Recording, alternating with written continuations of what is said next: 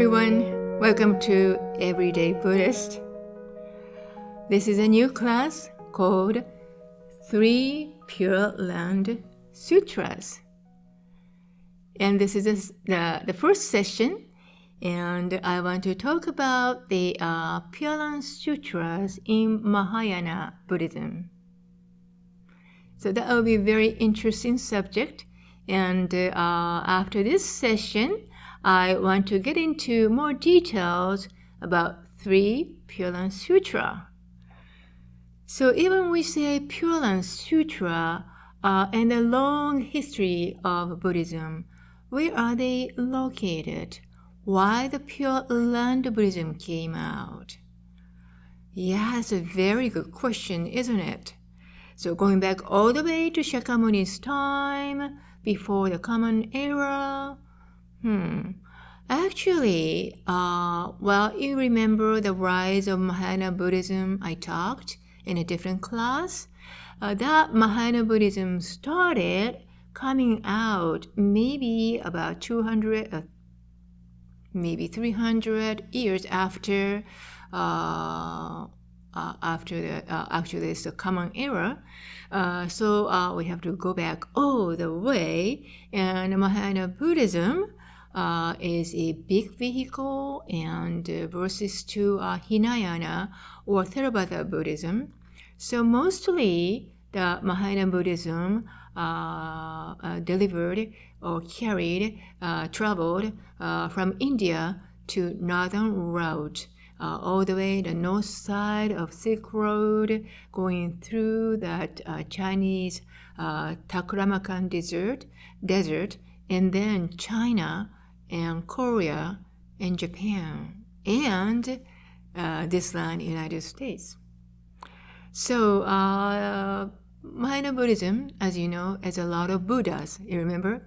Has many galaxies you can imagine in the universe. So each galaxy is a Buddha land, and each galaxy has a one Buddha only. Because if you have more than 2 Buddhas, there might be a fighting.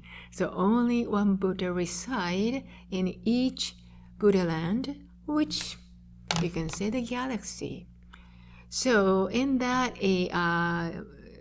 Mahayana Buddhism, cosmology, the Buddhism came, and Mahayana Buddhism arrived in China, and then Chinese people sort of nurtured and developed a Chinese Pure Land Buddhism.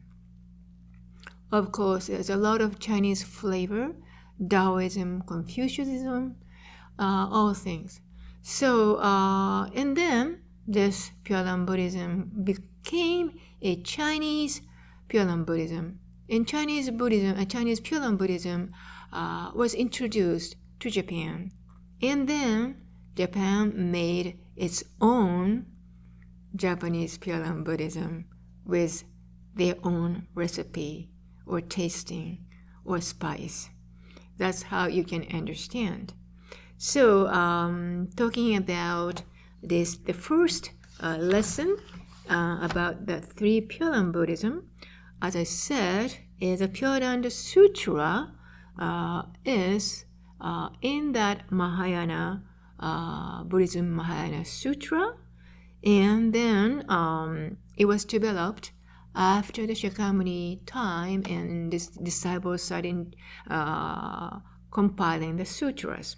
When you read a sutra, any kind of sutra, we have to be aware who wrote, who is speaking, who is the listener, why the sutra was written.